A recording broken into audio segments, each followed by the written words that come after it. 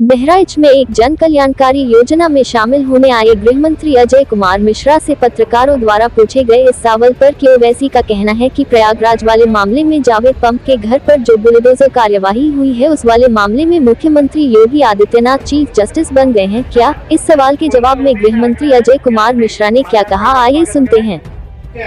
और माननीय मुख्य अतिथि का पुष्पगुच्छ देकर स्वागत करें। तब तक आप स्वागत गीत का कार्यक्रम चालू करें।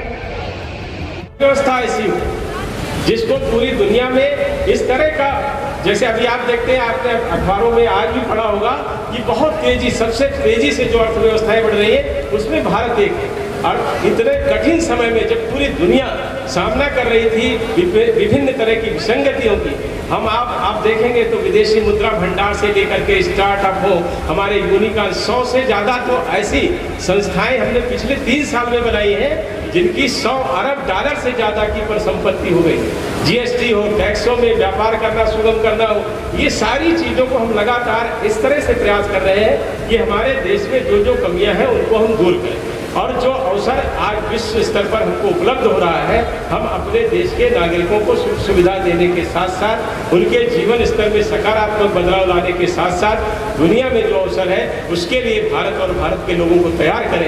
एक दिन भारत का सम्मान इस तरह से बढ़े कि लोग भारत का सम्मान के साथ साथ भारत माता की जय पूरी दुनिया में बोले। ऐसे काम करते हुए हमको आगे बढ़ना है। और वही आह्वान जो मैंने शुरू में आपसे कहा, 15 अगस्त 2021 को जब प्रधानमंत्री जी ने कहा सबका साथ सबका विकास और सबका विश्वास के साथ जोड़िए सबका प्रयास, तो सबका प्रयास में आपका प्रयास भी है। केवल भारतीय जनता पार्टी या सरकार के प्रयास से ही संभव होने वाला नहीं है, इसलिए आप सबका प्रयास भी उसमें जुड़े।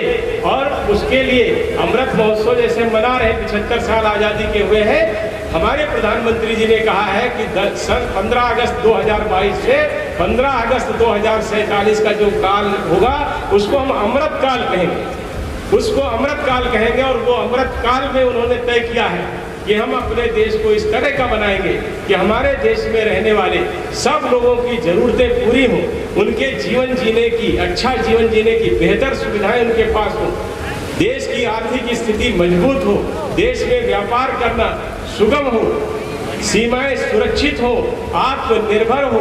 और साथ ही साथ हम पूरी दुनिया में अपनी विदेश नीति के द्वारा, अपनी सेवा के द्वारा, अपनी संस्कृति के द्वारा एक ऐसा स्थान बनाए कि 2047 में पूरी दुनिया बोले भारत माता की जय। आप भी बोलिए भारत माता की।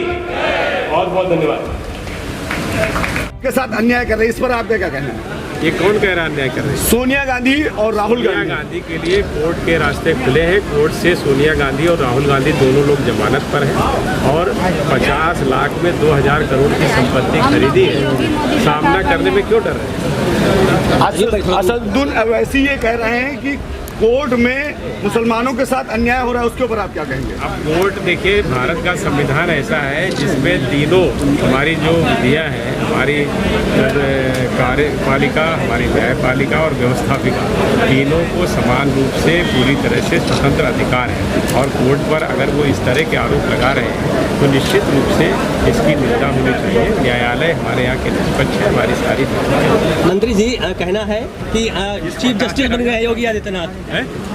ओवैसी का कहना है कि प्रयागराज वाले मामले में जिसमें जावेद पंप पर कार्रवाई हुई है उनके घर पे, कि अगर उनको कुछ भी है तो कोर्ट जाना चाहिए, लेकिन चीफ जस्टिस बन गए हैं योगी आदित्यनाथ, इस पर क्या कहना है? नहीं, तो वो गए कोर्ट गए हैं, आपको मालूम नहीं है?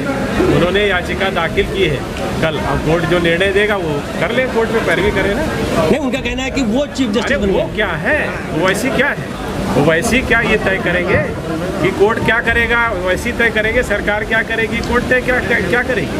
ओवैसी एक सांसद है, अपनी बात को कह सकते हैं, लेकिन उनको सही बातों को कहना चाहिए। Thank you.